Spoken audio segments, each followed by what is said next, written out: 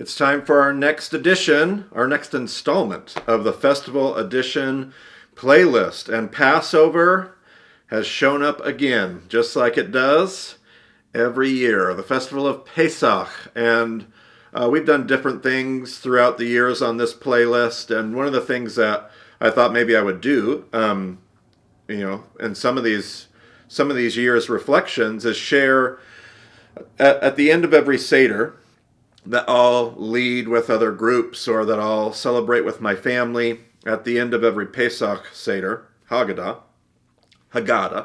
there's an ending, and I have a few alternate endings. If you do the same exact thing every year, like I like to have a few options and a few ways to mix it up. And so there are a few Passover reflections that I will end a Seder meal with my family or with others. And I thought I would just share some of those at times. And so today I wanted to share kind of like the one I've had from the beginning, my go-to Seder meal ending. And it was taught to me by my teacher.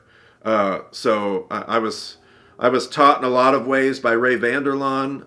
Got to travel with him to Israel and Turkey, but also just all of his resources and his videos and a lot of the recordings of my time I got to spend with him. And he gave me a bibliography, which has served as kind of like the foundation for a lot of my study. And so I'm really indebted to him for a lot of the pieces of this teaching. But the Seder meal really in a lot of ways revolves around 4 cups. And before we even get started, we should probably give a nod to the fact that there is so much we don't know. There's so much we don't know about Passover Seder meals and what they looked like in the days of Jesus.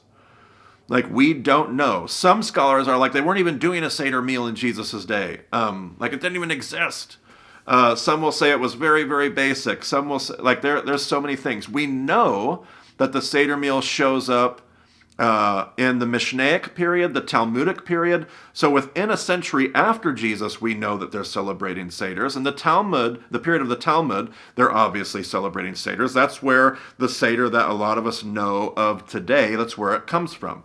And scholars have a very hard time pinning down what happened, what was taking place, and what wasn't. There are many, many scholars, especially Jewish scholars, looking at Christianity that will say Jesus wasn't celebrating a Seder meal. If you take the Gospels seriously as a credible source of historical information on any level, not saying it has to be literally true, I'm just saying if you see the Gospels as good credible history, it seems pretty undeniable that what the Gospels are describing is a Passover Seder. Even if they're describing it that way as a literary device. The fact that the gospel authors know of a Passover Seder is clearly at play in the gospel accounts. So again, we just have to be really careful about what we say. This was happening and this wasn't happening. This was happening and this wasn't happening.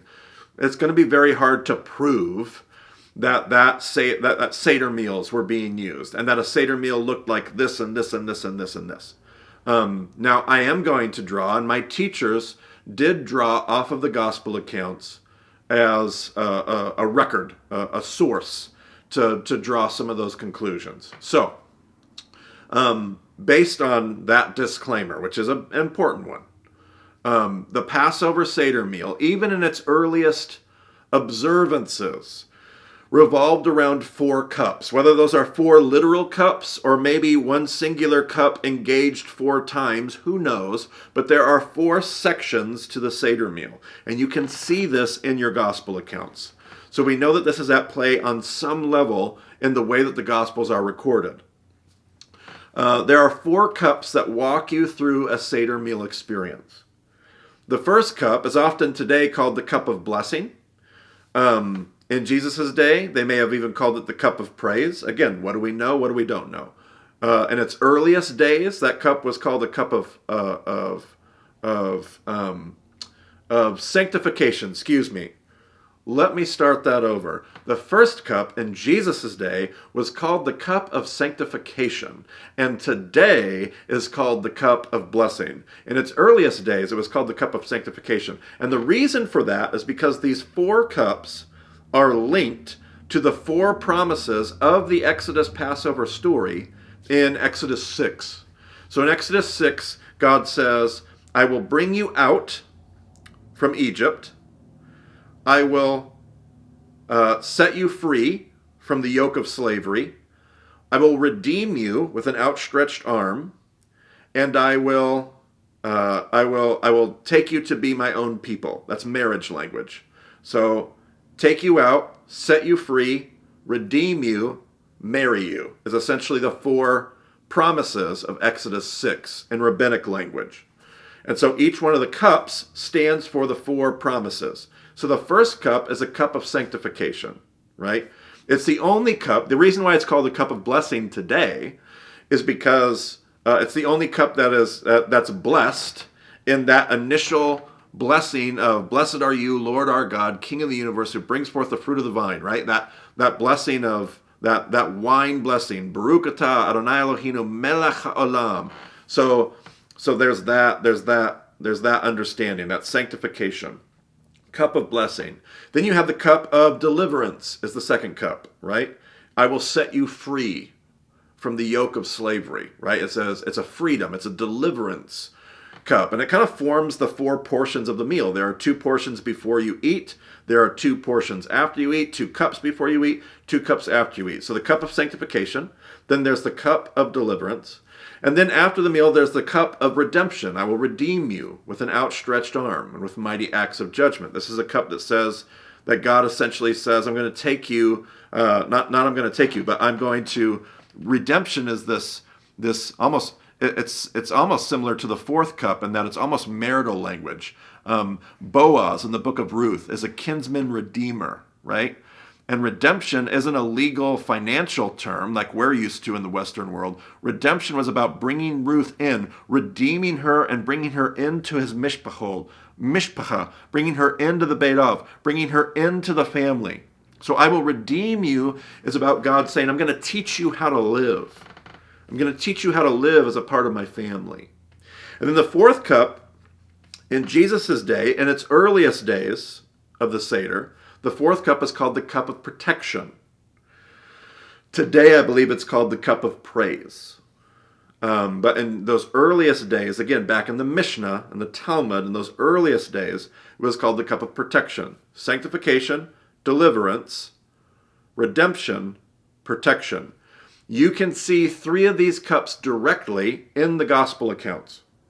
So Jesus takes a cup and he blesses it. Now, one of the gospel writers is going to just kind of combine the whole thing into one expression, one cup. Maybe there was just one cup. Again, what do we know? What do we don't know? It's hard to know for sure. But Jesus blesses the cup. The only cup that's blessed in the early Passover, in the early Seder, is cup number 1. The cup that we're missing a direct reference to is cup number 2. Cup number 3 is the cup where Jesus says, this is the blood of the covenant. This is the blood of the covenant. A lot of your Gospels are going to say this is the blood of the new covenant. Check your footnotes, because your footnotes should tell you that Jesus doesn't say new covenant. He says this is the blood of the covenant. New is an addition that's found in later manuscripts, but not the earliest manuscripts. So this is the blood of the covenant, is cup number 3. In other Gospels, Jesus will say, this is a cup of a new covenant. That's the appropriate one. This is a cup of a new covenant that I make with you today. I will not drink of this cup again until I drink it anew with you in the kingdom of God. That is cup number 4. That's the marriage cup. The language he just used in that was the language of betrothal. That's what you said to somebody in the ancient Near East, in the Jewish culture, when you wanted to enter a covenant of betrothal. This is a new covenant that I make with you today. And you would have a cup of wine in your hand. And the father of the groom is standing between this groom-to-be and the potential betrothed. And they hold the cup of wine and says, this is a new covenant I make with you today. I won't drink of this cup again until I drink it with you in my Father's house. when I come back to get you, when we're finally married, I won't drink wine again until I drink it with you as my bride.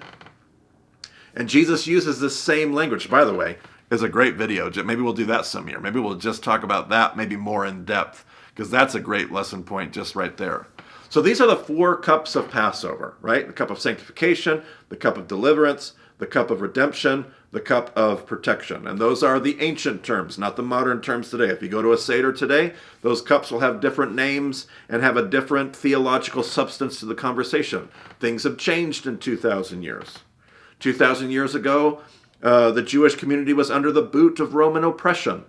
They were crying out for their own understanding of deliverance. They wanted a new Exodus. The conversation was different 2,000 years ago than it is today, understandably so, right? So we have these 4 cups: sanctification, deliverance, redemption, protection. There was a conversation that swirled about a 5th cup. According to the Mishnah and the Talmud, we know that the rabbis argued about whether or not there should be a literal 5th cup on the table. This cup would remain empty because they called it many things. One of the things that they called it was Elijah's cup. You may be familiar with today, in a modern Seder, there will be a chair that's left empty. Sometimes today, I've actually encountered this more than once. Jews today will actually have a cup for Elijah at his chair. There's a whole different teaching on Elijah's cup than the one that I'm about to give you. But in the ancient world, pre-Bar Kokhba revolt, Jesus' day, pre-revolution, when they're crying out for deliverance, there was this cry for a 5th cup, Elijah's cup.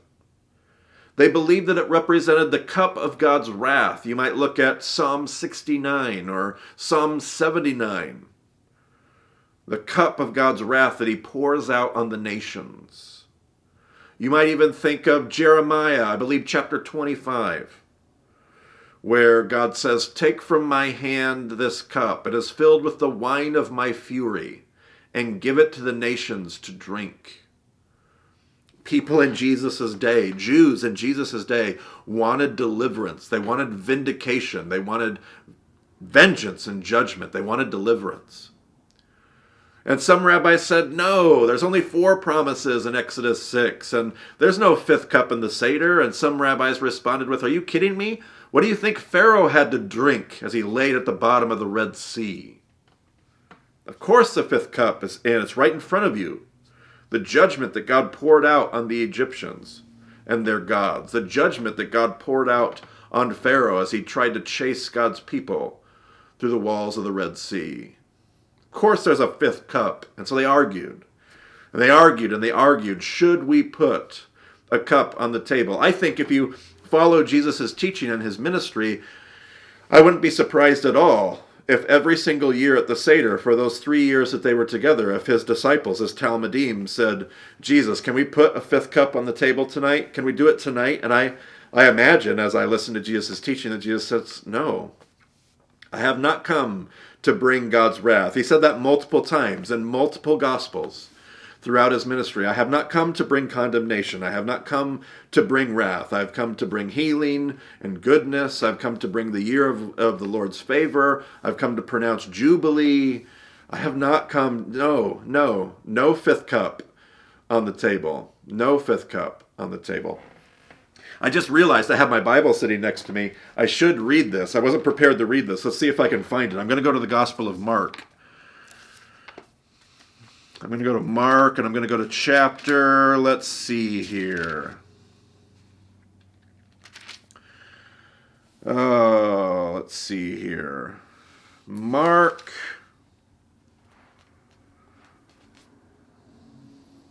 I'm going to start in Mark 14:32. Then they came to a place named Gethsemanim, and he told his disciples, sit here while I pray. And he took Peter and James and John with him, and he began to be deeply distressed and troubled. He said to them, I am deeply grieved to the point of death. Remain here and stay awake. He went on a little further, fell to the ground, and prayed that if it were possible, the hour might pass from him. And then listen to what Jesus says. And he said, Abba, Father, all things are possible for you. Take this cup away from me. Nevertheless, not what I will, but what you will. Back a few verses earlier. Back in verse 13, he took Peter, James, and John with him, and he began to be deeply distressed and troubled. The exact Greek phrase that's used there the expression means more literally, he became suddenly, shockingly aware in a distressing way. So Jesus goes to pray, and before he even gets there, all of a sudden something hits him. According to the Greek, he becomes immediately, shockingly, this is not something that he knew walking into this moment, something hits him. In the Greek language, he becomes immediately, shockingly, distressingly aware of something. What is it that he becomes aware of? I imagine he just got done. It doesn't tell us this in the Bible. I imagine he just got done talking to his disciples about the cups at the Seder meal, about Elijah's cup and a cup of vengeance. And he goes away, and he all of a sudden becomes aware. What's his very next prayer? Take this cup. What cup? What cup? It's a weird, like we always read it and we're like, oh yeah, God has a cup for him to drink. But specifically, which cup? My teacher suggested that it's in the garden that Jesus becomes immediately, shockingly, distressingly aware that he's correct. He has not come to bring God's cup of wrath. That what he'll end up doing is drinking it. That what he'll do is he'll take all the wrath that's been stored up through the ages, all the wrath that we cry out for, all the wrath that we know that we deserve, all the wrath, like however you want to talk about God's wrath, because there should be a lot of it. God talks about his wrath. He talks about a cup. God talks about a cup in Psalm 69 and Psalm 79 and Jeremiah 25 and other places. It's not the only references to the cup of God's wrath. And we cry out for God to pour out that cup of wrath. And we know that we deserve that cup of wrath. And we have theological systems that are built on God's wrath. And no matter what it is, God's wrath. And Jesus realizes that he's come to take all of that wrath, the wrath that we deserve, the wrath that we want God to pour out on others, the wrath that we've created in our own minds, all the wrath, and he's going to drink it. He's going to drink all of it. Every last drop. So that we don't have to deal with God's wrath anymore. And I've always found it to be one of my most compelling self-reflections whenever I close the Seder meal. That all the wrath that you see in the Exodus story, all the wrath that you see in the Passover, all the wrath that we feel guilty about, all of it. Jesus says, I've come to take you out of that world where you would feel crushed by guilt, shame, sin. I've come to deliver you from that slavery. I've come to redeem you. I want to teach you a new way to live, not like the old way, not like the way of guilt and shame. And I've come to protect you. I've come to protect you. That when you fail again, will not spell the end of our relationship, but I've got you. And I'm going to do that by taking that fifth cup and drinking it myself. I'll be thinking about that this year as we celebrate Passover. And if it's a helpful reflection, I hope you do too. I think about it often as a follower of Jesus when I take communion, the Lord's Supper, the Eucharist. I think often about the fifth cup and Jesus taking all the wrath. He said, not my will, but your will be done. I'm glad he did. For all of our sake. So if that's helpful, enjoy your Passover, enjoy your Pesach, and may God meet you at that table.